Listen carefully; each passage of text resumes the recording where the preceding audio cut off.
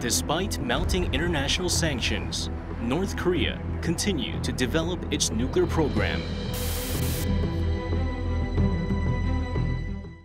나는 북한이 돌아올 수 없는 다리를 건너지 않기를 바랍니다.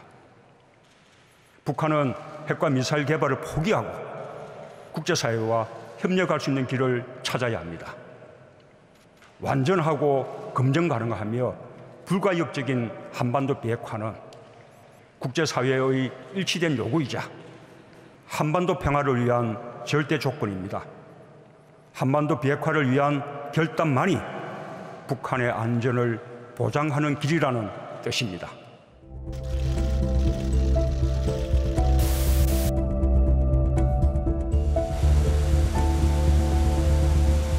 The world feared a nuclear war on the Korean peninsula.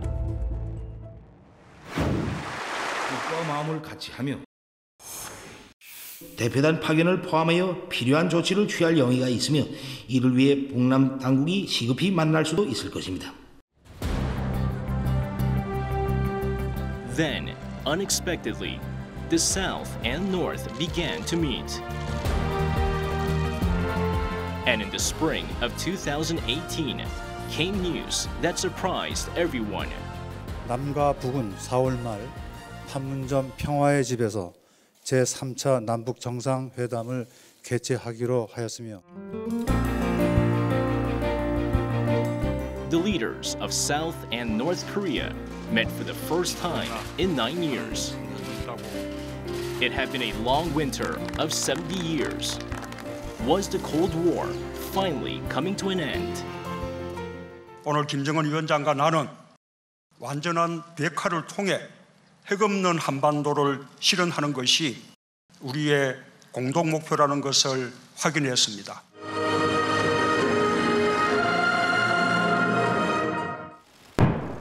Is the threat of nuclear war over?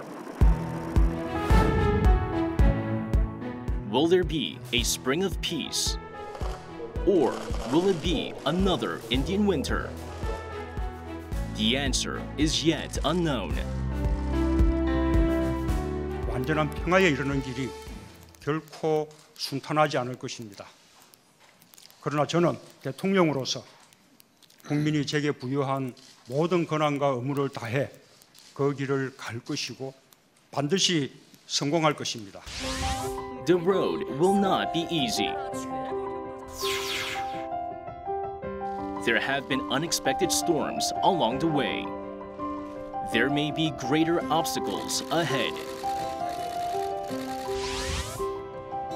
But Koreans dream that the seeds lying in cold winter soil will sprout and blossom and eventually bear fruit.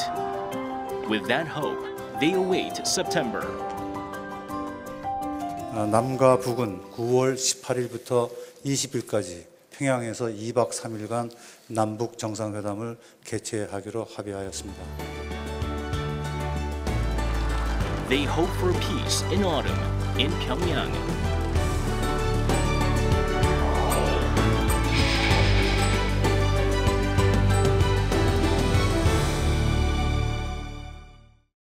North Korean leader Kim Jong-un appeared at about 9:30 South Korean time for his historic meeting with South Korean President Moon Jae-in.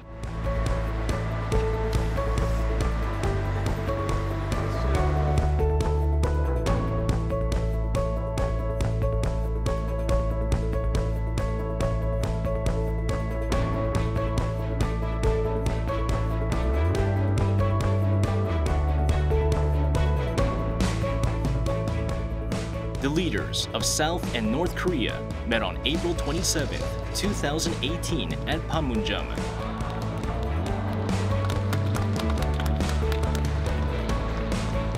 The very fact of the summit was definitely good news. The very fact that this meeting happened did contribute to the reduction of pretty high chances which used to be pretty high in 2017 of a military confrontation in Korea. 한 10여 년 대화가 끊긴 상태에서 진행된 남북 정상회담이기 때문에 당시 정상회담의 의미는 이제 신뢰 회복 그러니까 서로의 속생각을 듣고 앞으로 남북 관계를 어떻게 풀어갈 것인가에 대한 큰 그림을 그리는 이제 회담의 성격을 갖고 있다고 보고요. 두 정상이 허물없이 대화하고 산책도 같이 하고 그러면서 아주 구체적인 성과를 내긴 좀 어렵지만 큰 틀에서 앞으로 남북 관계를 어떻게 서로 회복해 가고 평화 정착을 위해서 어떤 노력을 할 것인가에 대해서는 굉장히 의미 있는 진전을 이룬 회담이었다. 그 문재인 대통령님하고 이제 얘기를 하다가 먼 곳에서 우리가 어렵사리 평양에서부터 평양 냉면을 가지고 왔는데 이거 먼 데서 왔다 길면 안 되겠구나. 근데 그 말에 저는 일단 50%는 저는 내려놨어요. 왜냐하면 30대 한 나라를 가지고 가면서 외부에 보여줘야 되는 그런 이미지가 있었기 때문에 어쩌면 그걸 많이 보여왔지 않았을까 이런 생각도 좀 했고 그러니까 그냥 우리와 같은 사람이라는 느낌이 조금 들었어요. The Panmunjom Declaration was announced. What change did the Panmunjom Declaration bring?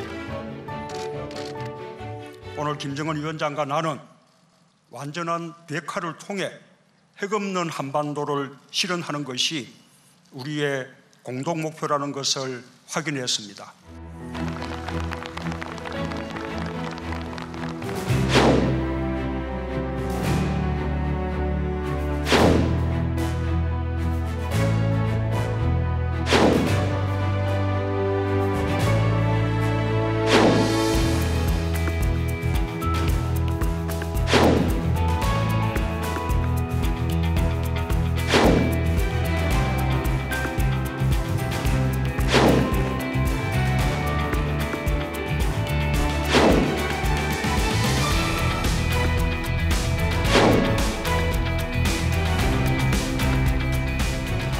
판문점 선언은 이전 남북 사이의 합의문들을 대체로 복원하는 의미가 있고, 그 다음에 이제 그 남북 관계의 그 개선 발전 그런 내용들을 합의문에 대체로 담고 있는데, 그 중에서도 고위급 그 회담 등을 통해서 그 대화를 계속 이어나갔다라든가, 또 이산가족 상봉, 체육 문화 교류 이런 부분에서는 상당한 성과가 있었다고 볼 수 있겠습니다. I think North and South Koreas have focused on the relationship itself rather than peace treaty and denuclearization, which is really much more controlled by U.S. and North Korea rather than two Koreas. So we done a lot of measures to do some improvement in the relationship. For example, reunion of separate family issues. Having some athletic games like basketball or soccer games. Entered together to the Asian Games and so forth.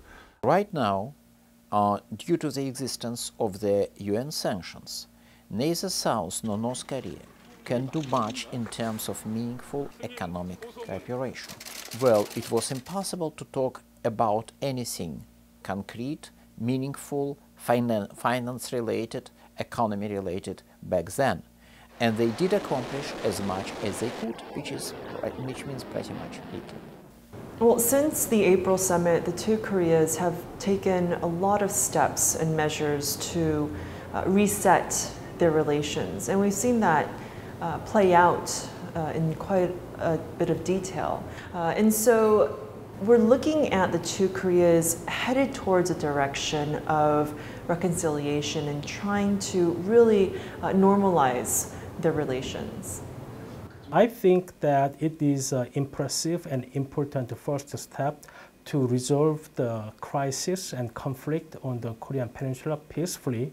So I think it's very important to know that this is just the first step, not a final step of the peace process on the Korean Peninsula. What change did the Panmunjom Declaration bring?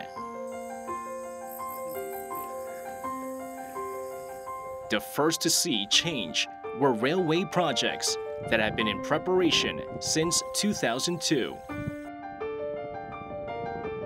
그 경의선, 동해선 남북 간의 접경 지역에서의 그 철도 상태는 상당히 양호한 것으로 그렇게 판정이 났고요. 실제로 남북 간의 합의만 본다면은 내일이라도 사실 경의선 통해서 저희가 서울에서 출발해서 평양 그리고 또 신의를 통해서 북경도 갈 수가 있고요. 또 북경을 통해서 모스크바, 유럽까지 철도로 연결할 수 있는 그런 현재 상황이라고 저희들이 판단하고 있습니다.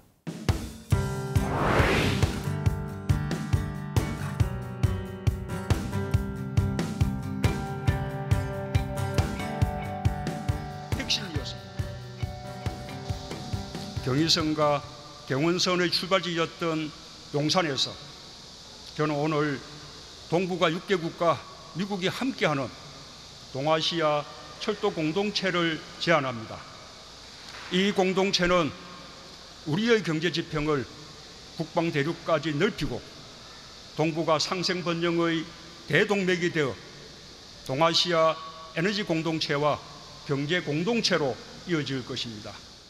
우리가 부산이나 서울에서 출발해서 평양이나 또는 블라디보스톡을 거쳐서 모스크바까지 유럽으로 화물을 보낼 경우에는 해운으로 운송을 할 경우에는 현재 약 30일 이상이 소요가 됩니다.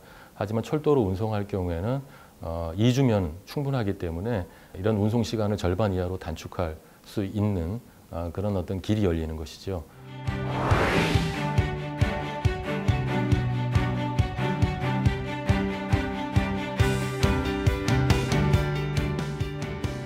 특히 한반도 신경제 구상의 그 중요한 전략 중에 하나가 환황의 경제벨트, 그리고 환동의 경제벨트, 그리고 남북 간의 어떤 접경 지역의 평화벨트가 되겠습니다.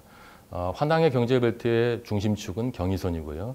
환동의 경제벨트의 중심축은 동해선이 되겠습니다. 사실 이 경의선과 동해선을 축으로 해서 다양한 형태의 경제개발구라든가 또는 관광특구를 우리가 조성을 할 수 있을 텐데요. 이럴 경우에는 사실 향후에 중국과 러시아와 연결이 돼서 GDP 약 9조 달러 그리고 인구 약 8억 명의 그런 거대한 그 시장과도 바로 저희들이 직결된다라고 이렇게 생각을 하고요. 그럴 경우에 사실 우리 경제적 파급 효과가 굉장히 클 거로 그렇게 예상이 됩니다. 경제로 연결된다는 상징적 의미가 있는 게 철도 연결이 아닌가 생각합니다. 그리고 다 우리 국민들의 어떤 향수가 있고요. 우리 송기정 선수가 그 11회 철도를 타고 36년 베를린 올림픽에 참석을 했고요. 우리 네덜란드 헤이그 밀사가 그 철도를 타고 갔다 그러니까 100년이 넘은 거잖아요. 그래서 이 철도를 다시 복원시키는 게 상징적 의미가 크다고 생각합니다. North Korea took its first step toward denuclearization. It blew up the Punggye-ri nuclear test site with international journalists in attendance.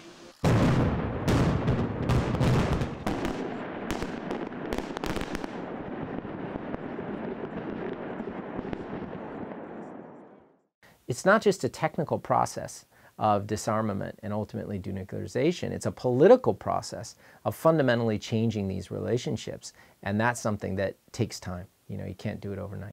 그러니까 무슨 이거는 있어도 되고 없어도 되고는 아니라 핵 개발은 필수적인 무기였지 않았을까 싶어요.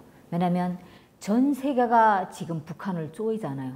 그러면 그 안에서 쉽게 외부와 이제 융합을 못하고 이제 닫아낸 상태에서 사는 북한으로서는 강력한 그 맞대응이 있어야 될 거라고 보거든요. 그러니까 그 강력한 맞대응이 핵 개발이에요. 한반도 중에서도 반으로 잘린 북한을 미국이라는 거대한 국가가 함부로 다치지 못하고 있는 이유가 핵 때문이다. 그러니까 핵은 우리의 생명이다. 이런 걸 사람들한테 다 주입을 시켰고 이것은 협상의 대상이 아니다라고 선언을 했던 그 핵 문제를 스스로 포기하겠다. 김일성 주석의 유언이다. 완전한 complete denuclearization, 완벽한 비핵화를 하겠다고까지 공개적 선언을 하고 노동신문에도 공표를 했잖아요. 그리고 핵실험장까지 파괴를 시켰고 추가 핵실험 도발이나 미사일 도발도 안 하고 있는 거잖아요. Freed from UN economic sanctions, inter-Korean sports exchanges also gained traction.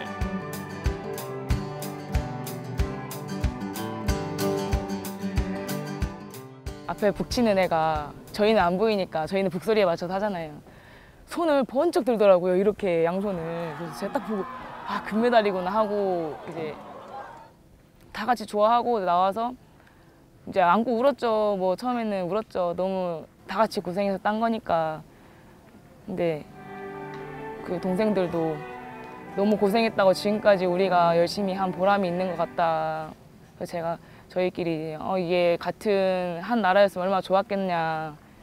근데 지금은 이렇게 나중에는 꼭 한 민족이 다시 그러니까 뭉쳐서 더 했으면 좋겠다 뭐 이런 얘기도 하고 뭐 그냥 잘했다라고 우리가 한 대로 연습한 대로 됐다라는 말을 많이 했던 것 같아요. Separated families were allowed reunions for the first time since 2015. Most of them are in their 70s or more. I think one significant activity or accomplishment really was the reunion of separated family members because most of these members are in such old age and their dying wish has always been to be able to meet their family member in the north or in the south for the last time. And so this really from a humanitarian standpoint is something that's very important to do. 이산 가족들을 상봉시킨다면 탈북민 가족들도 상봉 가족 대열에 얼마든지 들어갈 수 있는 그런 조건인데 당장 통일은 아니더라도 고향 방문, 그러니까 저희가 고향에 갈 때는 빈손으로는 안 갈 거잖아요. 다만 고향을 위해서 뭔가를 하려고 할 거거든요. 그런 의미에서 고향 방문이라든가 이런 게 좀 이루어졌으면 좋겠다. The reopening of the Joint Liaison Office that was shut down in 2010 was another significant development from the Panmunjom Declaration. Unfortunately, the reopening of the Kaesong Industrial Complex 개성의 남북 연락사무소가 개소되면 그 연락사무소를 중심으로 해서 상시적으로 서로 상의하고 협의할 수 있는 채널을 확보하게 되는 거 아니겠습니까? 따라서 저는 남북 정상이 합의한 내용 이외에도 수시로 그 연락 채널을 통해서 그때그때 할 수 있는 사업들을 만들어낼 수 있다고 봅니다. 유엔 모든 기구들이 다 평양에서 지금까지 남아 있는데 그리고 평양의 각 대사관, 영국 대사관을 비롯해서 유럽 국가들의 대사관, 영사관이 운영되고 있는데 우리 남과 북이 연락사무소 차리는 것을 가지고 유엔 제재 위반이라고 내부에서 논의하는 우리 현실이 안타까운 거죠. Reason to have that joint liaison office in Kaesong was that because of the political situation, inter-Korean relations were also fluctuated in the past. So even though sometimes we wanted to have a dialogue with North Korea, but it can be just cut unilaterally by North Korean political situation. So if North Korea did not want to talk with the South Korea, there is no way that we can initiate a talk. And if we are physically there in Kaesong, jointly with the North Korean officials, South Korean government believe that we can continue to talk and resolve the issues very peacefully. So I think that that's very important step for the relations with North Korea, that we can continue the dialogue with North Korea no matter what the political situation that we are going to face. Unfortunately, the reopening of the Kaesong Industrial Complex, another point of agreement in the Panmunjom Declaration, still has a long way to go. 미국이 반대하고 유엔 제재 대상이라고 그래서 개성공단 재개는 둘째 문제고 우리 기업인들의 방북도 아직 허용이 안 되고 있잖아요. 그러니까 참 안타까운 현실입니다. 2004년도에 우리 개성공단이 우리가 만들어져 가지고 지금에 이르고 있지 않습니까? 그때 당시에도 핵실험은 있었거든요. 그러니까 핵실험은 핵미사일은 개성공단 사업하고는 이제 예외적인 어떤 걸로 이렇게 진행이 되어져 온 거예요. 최근까지도. 그런다라고 볼 때 오히려 개성공단이나 이런 경협 사업으로 인해 가지고 북한의 어떤 변화된 그런 상황으로 이끌어낼 수 있는 어떻게 보면 비핵화를 갖다 앞당길 수 있는 그런 장치라고도 볼 수 있는 것이거든요. What is noteworthy is that there is change being felt within North Korea.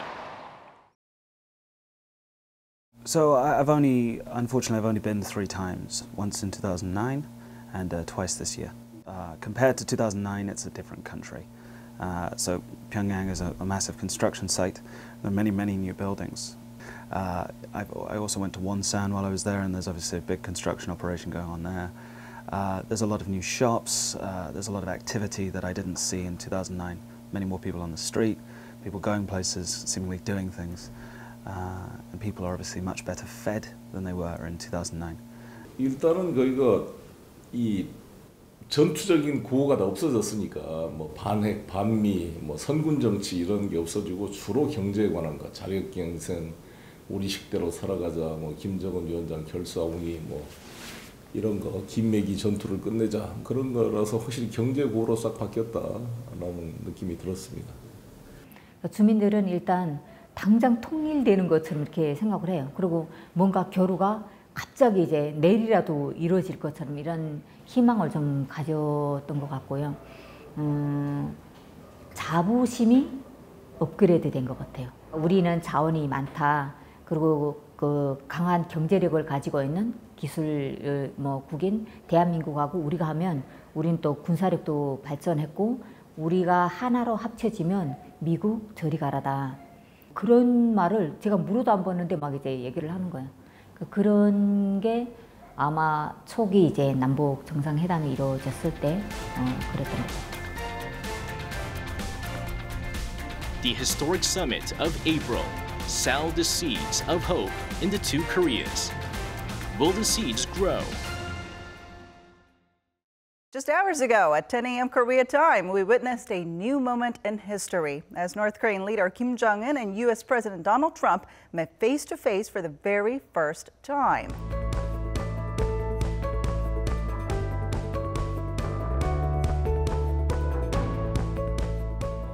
A sudden frost set in, dashing hopes for a historic meeting between the United States and North Korea. I'd like to begin by saying that based on the recent statement of North Korea, I have decided to terminate the planned summit in Singapore on June 12th. I believe that this is a tremendous setback for North Korea and indeed a setback for the world. At that time, the reason that he canceled the summit meeting was because of North Korea's,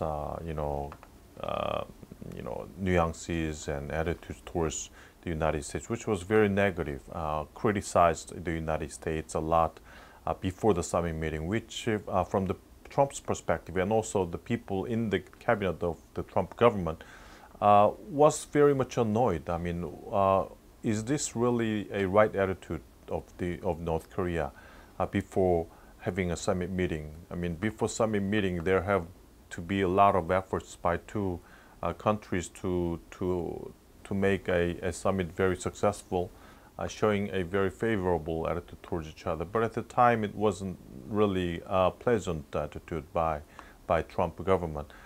So I think, in some sense, he was, genuinely willing to, cancel the summit meeting if North Korea's attitude was not, modified afterwards. And also partly that would be some tactics by Trump government because he knew that North Korea, definitely wants the summit meeting. If there's no summit and there's no normalization of the two countries' relationship, there will be continuous sanctions on North Korea, which North Korea cannot sustain anymore. So I think knowing that North Korea desperately wants the summit, maybe Trump's canceling out the summit was kind of tactics towards North Korea to change the attitude of North Korea. 그 6월 10일 그 싱가포르 정상회담이 성사되는 과정에서 제 생각에는 트럼프 대통령이 무언가 학습 효과를 조금 어느 정도 얻었다. 이렇게 볼 수 있을 것 같아요. 그때도 회담이 스케줄이 잡혀 있었음에도 불구하고 전격적으로 트럼프 대통령이 이제 취소를 선언하고 마음이 바뀌면 언제든지 연락하라. 이런 식의 이제 승부수를 띄웠는데 바로 연이어서 이제 남북 정상회담을 통해서 김정은 위원장이 무언가 전향적인 태도를 보였다는 말씀이죠. 그러니까 그때 그 기억이, 그때 학습 효과가 아마 트럼프 대통령 머릿속에 남아있지 않았을까. 그래서 그 비즈니스맨 출신의 트럼프 대통령이 무언가 상대방을 다루는 데 있어서 본인이 얻은 그 개인적인 경험, 이런 것들이 굉장히 중요하다. 그래서 그거에 기반해서 볼 때 이번에도 한번 간다 그랬다가 안 가고 저쪽에서 어떻게 나오는지를 지켜보자. 그게 중요한 포인트는 뭐냐면 늘 그러면서도 김정은 위원장과의 개인적인 관계는 돈독하다, 좋다. 김정은 위원장에 대한 개인적인 칭찬, 또 뭐 안부 인사 이런 것들은 빼놓지 않고 트럼프 대통령이 이제 붙여놓는단 말씀이죠. 그러니까 어느 정도 완전히 북한을 배격하거나 이제 몰아세우는 방식이라기보다는 무언가 이 협상의 어떤 진전을 위해서는 뭔가 밀고 당기는 어떤 그런 그 전술을 트럼프 대통령이 쓴다고 봐야 되겠죠. On the very next day, South Koreans were shocked to hear a second summit between President Moon Jae-in and Chairman Kim Jong-un. It was an unprecedented surprise meeting.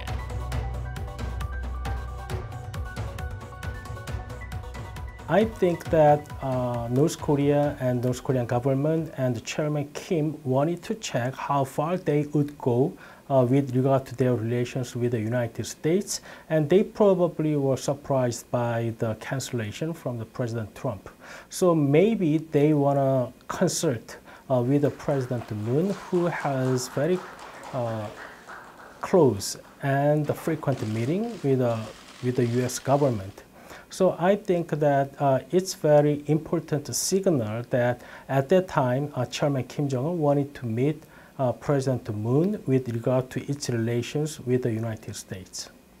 Well, President Trump does have a proclivity toward drama, and so, you know, is the meeting happening or not, that sort of nail-biter very much fits his political style. And so in that sense, you know, when he called it off, you still said, yeah, but is he maybe going to call it back on? And indeed he did in the end. You know, so I think there is that element of theater in terms of would the meeting happen or not. I think another key element in Singapore was the role of President Moon Jae-in in South Korea. You know, there was a communication breakdown, very harsh messages going back and forth between Washington and Pyongyang. Probably some things were getting lost in translation and misinterpreted. And so, of course, that's when Moon Jae-in met with Kim Jong-un for a surprise second summit on a Saturday afternoon. He basically went to North Korea and they met. And the messages that came out of that seemed to help, you know, get Trump and Kim back on board on the same page. I think the second meeting by Moon Jae-in and Kim Jong-un have worked towards the successful summit in Singapore. There were some issues to be coordinated between North Korea and the United States, and I think Moon Jae-in's efforts to bring Kim Jong-un into a forefront and having more favorable attitude towards the United States, I think have worked at the time. So I think whenever things happen between North Korea and the United States, it's important for South Korea to have a mediator role, important mediator role. After a short roller coaster ride, the leaders of the United States and North Korea set aside their long hostile relations for a summit in Singapore.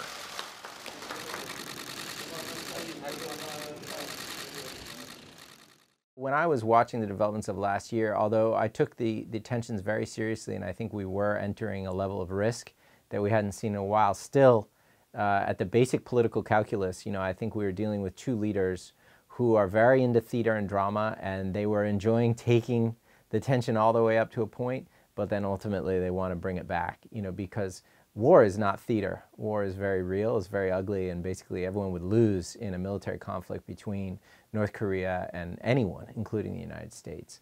And I think both leaders ultimately knew that, and so that was the logic that set up Singapore, you know, was the theatricality of bringing the world to the edge and then pulling back and actually sitting down and talking. And, you know, it was a breakthrough. I mean, it's very difficult, especially for critics of Donald Trump, and there are many of them, and on most issues I would count myself as one of them. On the North Korea issue, you have to admit that he created a breakthrough we haven't seen in a very long time. And he opened a channel directly to Kim Jong-un that opens up opportunities in dealing with North Korea because it's such a top-down system that now we can get progress. 중도층 유권자들의 반응은 어땠냐면 그래도 대화를 통해서 안보 위기를 해소하려고 하는 트럼프 대통령의 노력은 할 만한 것이다 라고 하는 긍정적인 이 반응이 있었던 거죠. 그러니까 진보 쪽 유권자들은 진보 매체를 보면서 비판적이 되고 보수 유권자들은 보수 매체의 설명을 보면서 긍정적이 되는데 그럼 그 중간에 이 중도층 혹은 뭐 여성층 혹은 청년층 이런 쪽 유권자들 입장에서 볼 때는 그래도 뭔가 트럼프 대통령이 기존에 보이던 행보와는 달리 미국의 지도자로서 안보 위기를 해소하려고 독재자지만 만나서 악수하는 용기도 있고 전략도 있었다라고 판단을 했던 것 같아요. So I think that one positive aspect of Singapore summit is that the leaders of the United States and North Korea met to resolve the nuclear issue of North Korea peacefully. But one aspect that has not been solved from the summit is that they have not agreed on the process of denuclearization. Despite slow progress, the two sides had continued to hold working-level talks. But suddenly, Secretary Mike Pompeo's planned visit to North Korea was cancelled. There are different theories as to why. 하나는 그 비핵화 초기 조치의 내용이 미국이 기대하는 만큼 그런 수준이 도달하지 못했다는 이유가 있을 수 있고 또 북한이 요구하는 종전선언을 지금 해줬을 때 미국이 져야 될 부담 그런 것들을 아마 의식했을 수도 있다. 시기적으로 중국과 북한을 견제하기 위해서 지금은 좀 빠르다. 그렇게 볼 수도 있고 그런 여러 가지가 작용해서 자기 중간 선거에 가장 극대화할 수 있는 시점에서 뭔가 다시 추진할 가능성이 있다고 하겠습니다. This was something very absurd from the perspective of the United States. I mean, they were focusing on, initial steps, declaring the North Korean nuclear capabilities and declaring the end of Korean War in the Korean Peninsula. But the contents of the letter sent by Kim Young-chul to President Trump was very much out of sense at this time. So this is something that I think at this juncture the U.S. would not feel any need to send Pompeo to Pyongyang. I mean, this is very absurd situation and atmosphere to talk with North Korean officials for these issues. It's quite clear that had Secretary Pompeo gone to North Korea, he probably would go back empty-handed. Indeed, it's true.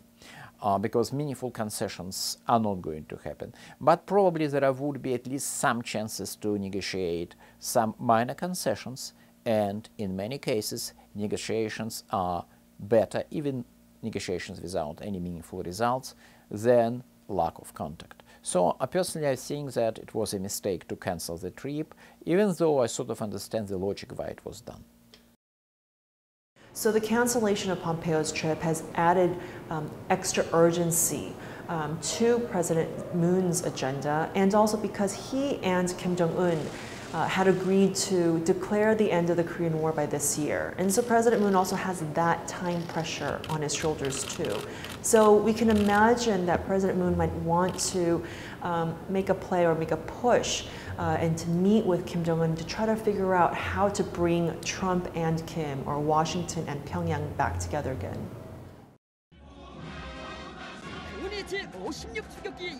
Given that, Kim Jong-un showed some restraint. I mean, it was a deliberate choice to field the ICBMs or not, to kind of put them out there. And he chose not to.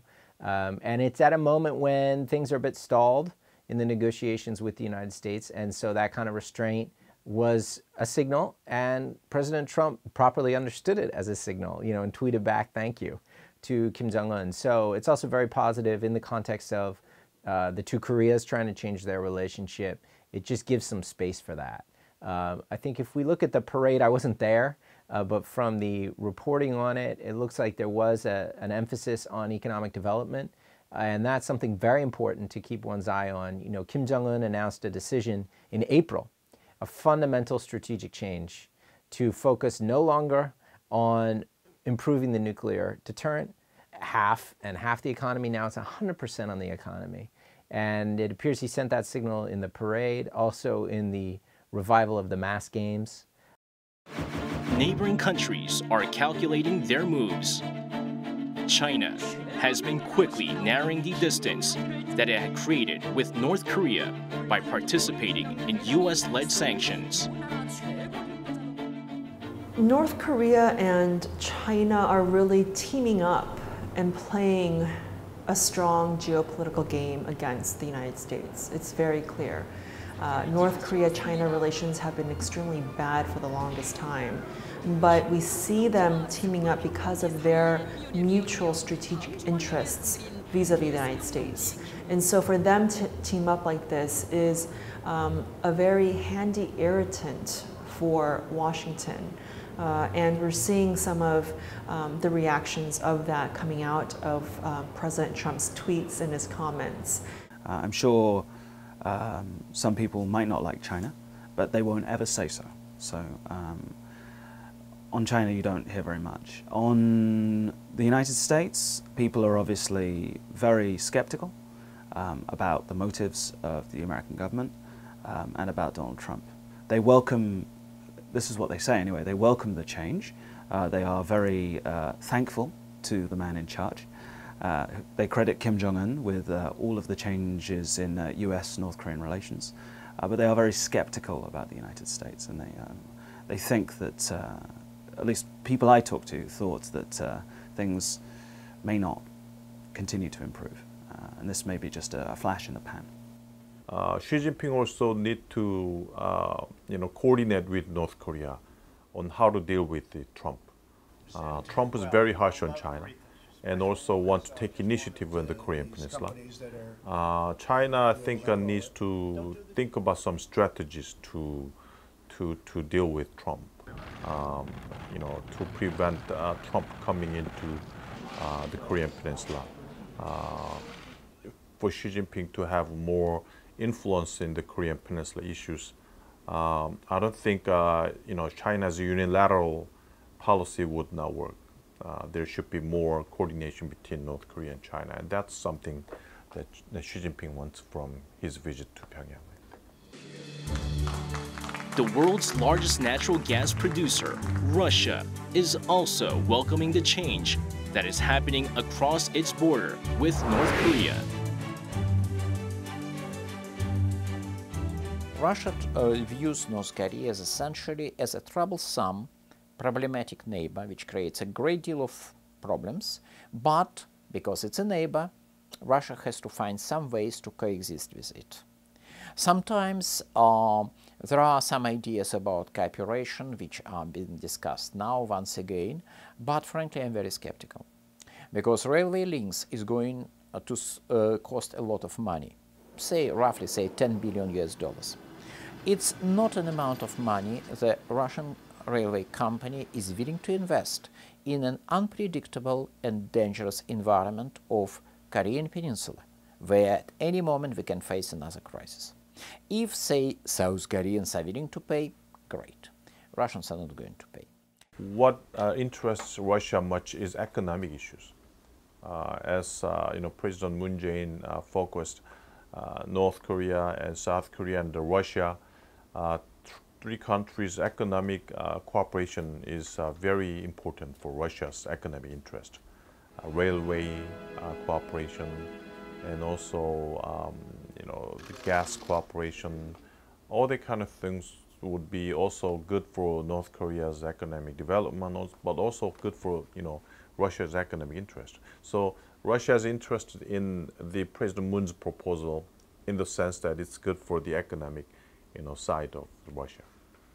다만 이제 그 러시아나 그 중국 입장에서 볼 때는 김정은 위원장의 북한이 너무 미국이 요구하는 식으로 끌려간다거나 아니면 그 비핵화를 너무 서두르는 그 과정에서 무언가 중국과 러시아가 소외된다거나 이런 문제들을 아마 동시에 생각할 겁니다. 그러니까 그런 차원에서 볼 때 굉장히 김정은 위원장과의 어떤 그 관계 이런 것들을 굉장히 그 부각시키려고 노력할 것이고 우리도 이만큼의 스테이크홀더다라고 하는 이제 그 내용들을 자꾸 전달할 거고 미국 쪽에 이제 주려고 하는 메시지는 북한 뒤에 이제 중국과 러시아가 이제 있다라고 하는 이제 그런 내용이 되겠죠.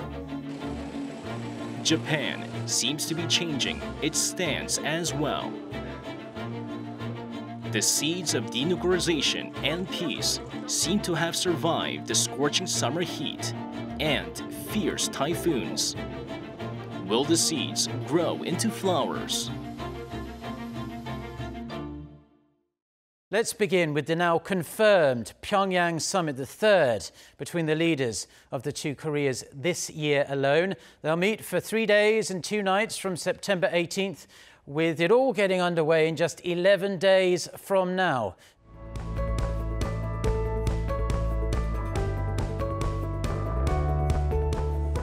The Korean Peninsula had been in a deadlock since the cancellation of Pompeo's trip.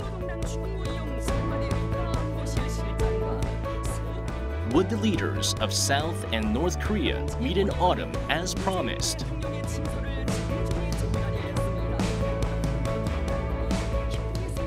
South Korea's special envoys headed up north for an answer to that question. So I see this upcoming Indo-Korean summit to be important and significant for 2 reasons. First, on the Indo-Korean agenda, and second, because of the U.S.-North Korea or broader than North Korea nuclear agenda. And so I would expect that President Moon would want to meet with Kim Jong-un, further implement and agree upon how to make progress on their inter-Korean agenda and further implement their April Panmunjom Declaration. But also I can imagine President Moon, especially under the circumstances of Pompeo's trip being canceled, he might want to try to figure out a way to maybe even convince Kim Jong-un to either make a gesture, if not a concession or a gesture, to try to meet Washington halfway so that they can continue to have a negotiation. We've got these 2 big processes. You've got a U.S.-North Korea denuclearization process, and then you've got an inter-Korean process that includes denuclearization, but it's ultimately bigger than that. It's about reconciliation, it's about peace. There's an economic component to the inter-Korean process that will kick in eventually. And so the significance of the envoys and President Moon going to Pyongyang is that the inter-Korean process is still on track, and that's very important. So there's a higher expectation for the South Korean government.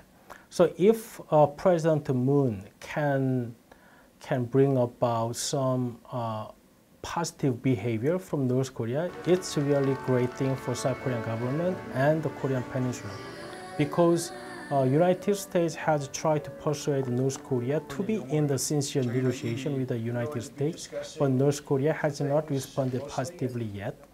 But if President Moon succeeds in persuading North Korea into that direction, then President Moon's role in persuading also U.S. will be much bigger in the near future. 이번 남북 정상회담의 의미는 제가 볼 때는 미국과 북한의 관계를 이제 잘 조정하는 역할도 이제 해야 될 것이고, 그다음에 이제 우리 쪽 한국 국민들 정서 입장에서 볼 때도 무언가 이제는 북한의 어떤 비핵화 관련된 무언가 실질적인 진전 이런 것들에 대해서 무언가 기대가 있지 않나, 이런 것들에 대해서 우리 문재인 대통령이 뭔가 좀 당당하게 김정은 위원장에게 요구도 하고 선언도 하는 그런 모습을 또 우리 국민들이 기대하는 부분도 일정 정도는 있다. 정용 특사의 특사단 방북 결과 발표가 있겠습니다. 남과 북은 9월 18일부터 20일까지 평양에서 2박 3일간 남북 정상회담을 개최하기로 합의하였습니다. This September, all eyes are on the Korean Peninsula once again. The spring meeting was meaningful simply because it happened. But now, there's a lot more at stake, hopes and expectations, as well as skepticism and concern. There should be a very good balance between North-South détente and U.S.-South Korea alliance. Peace process in the Korean Peninsula and denuclearization itself. There should be good balance. And I think President Moon has done very good job in balancing these two issues. I think that's something we have to do, continue balancing these two issues, kind of balancing some, so-called speed issues between two issues. And another one is that I don't think President Moon does not have to hurry too much. I mean, I think at some points I see he's trying to achieve some objective very soon. I mean, have to achieve the declaration of the end of Korean War by the end of this year, something like that. We have to do it first and use this, end of Korean War issues as an incentive to bring the denuclearization of North Korea. But I think just taking time and let the U.S. and North Korea deal with these issues,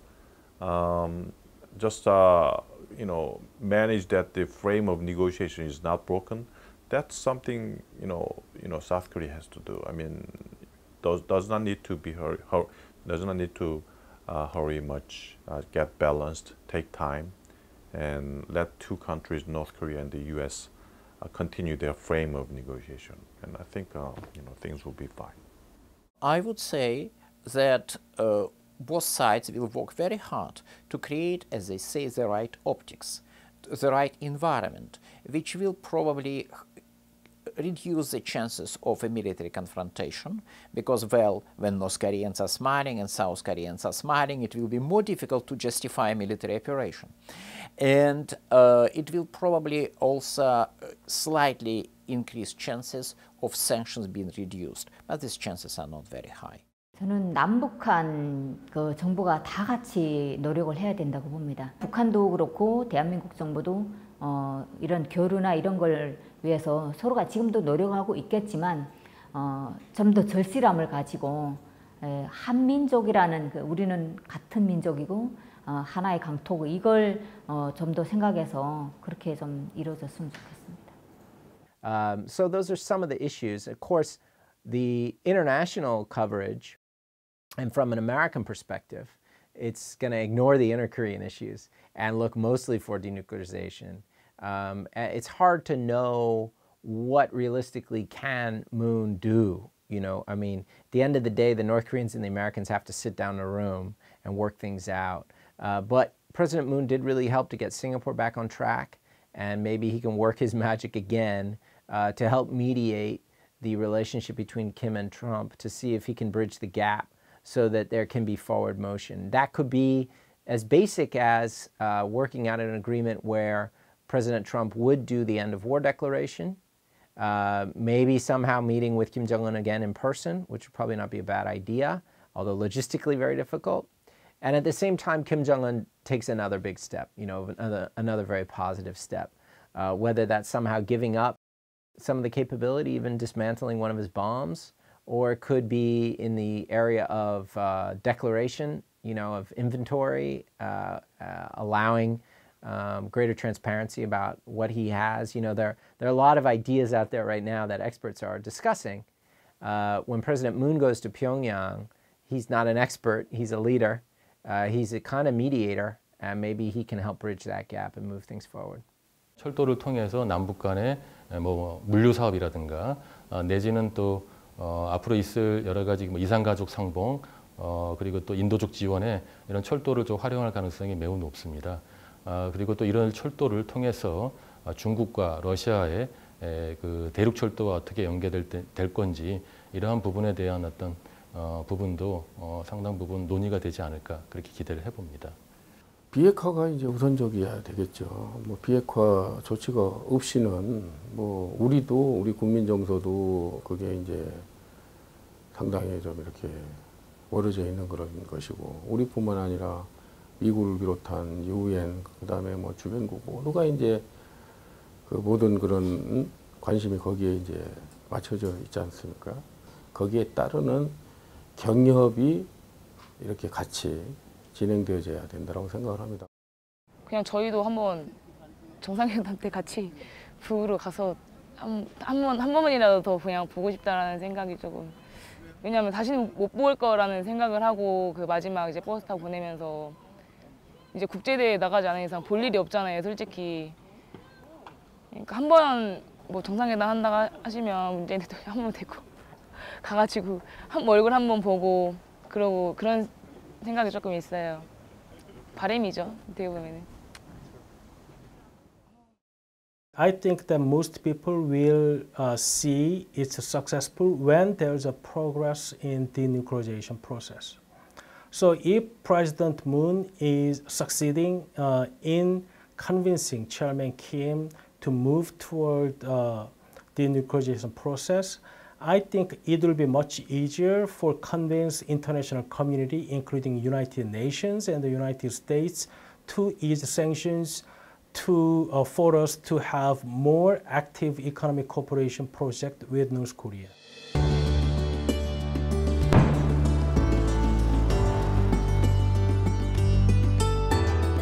Denuclearization.